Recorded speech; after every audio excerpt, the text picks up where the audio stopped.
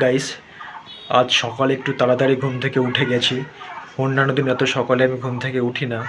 কালকে একটা প্রবলেম হয়ে গেছে। কালকে আমি কত কষ্ট করে একটা ভিডিও বানিয়েছি, মানে ঘুরতে গেছিলাম, সেইখানে সবগুলো ভিডিও ছোট ছোট শর্ট কেটে কেটে কেটে কেটে একটা সুন্দর একটা ভিডিও বানিয়েছি। সেই ভিডিওটা যখন আপলোড করলাম তখন সেটা কপিরাইট দিয়েছে। যখন এগুলো মানে খুব মানে কষ্ট লাগে, মানে যারা ভিডিও করে এটা মানে ওরাই ভালো করে বুঝতে পারে যে যখন একটা ভিডিও পুরোপুরি তৈরি করে এডিট করে সাউন্ড লাগিয়ে আপলোড করার পরে যখন সেটা কপিরাইট আসে তখন সত্যি খুব খারাপ লাগে যে এতটা কষ্ট করে একটা ভিডিও বানালাম সেটা আবার কপিরাইট আসলো। তো সেটা আমি এখনও ইউটিউবেই আছে, আমি সেটা তুলে নিইনি। তো সেটা কপিরাইট আছে, ওটা থাক, ওটা তুলবো না ওটা। তো এখন আমি বাড়িতে খেতে যাব। যে ফোন দোকানে কাজ করতাম সেই দোকানের ওখান এরিয়া থেকে আমার এক চেনাশোনা আছে, আমাকে কল করেছিল।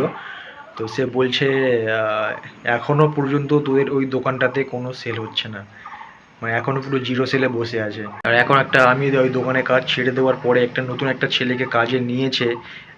আমি শুনলাম নাকি সেও মানে বেশি দিন ওখানে কাজ করবে না। তাছাড়া ওখানকার লোক বলে যে এখানে এই দোকানে মানে ওই মালিকের দোকানে কোনো ছেলে বেশি দিন কাজ করতে পারবে না।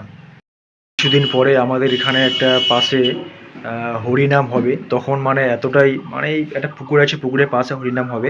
তো তখন মানে তখন ভিডিও শ্যুট করা যাবে না, কারণ এতটাই সাউন্ড আসবে। ঘরে থেকে এমনি কথা বলতে গেলে প্রবলেম হয়, তখন সাউন্ডের জন্য মানে ভিডিও শ্যুট করতে পারবো না।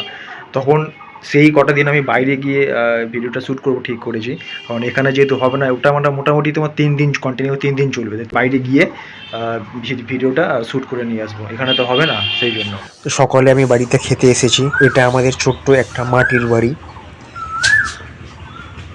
সামনে একটা সিম, এখানে সিম গাছ চাষ করা হয়েছিল, এখন সিম হচ্ছে না, তাই জন্য এই গাছগুলো কেটে দেওয়া হয়েছে।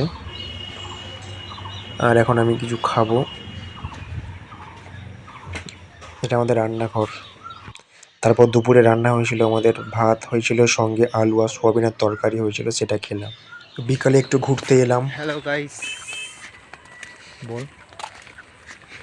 আমরা যাচ্ছি এখন বনবিবির মন্দিরে। সঙ্গে থাকুন, সুস্থ থাকুন। নিজের আশপাশ পরিষ্কার রাখুন। তারপর কি বলে, টয়লেট জনস্বার্থে প্রচারিত। দুজনে হাঁটতে হাঁটতে যাচ্ছিলাম। রাস্তার দুটো সাইডে সিম বাগান বড় বড়, এগুলো সব সিম গাছ চাষ করছে, এখানে সিম হয়। তারপরে আমরা মন্দিরে চলে এলাম। মন্দিরের সামনে এই মন্দিরটা, এটা বনবিবির মন্দির। এটা বছরে একবার করে এখানে বড় মেলা হয়।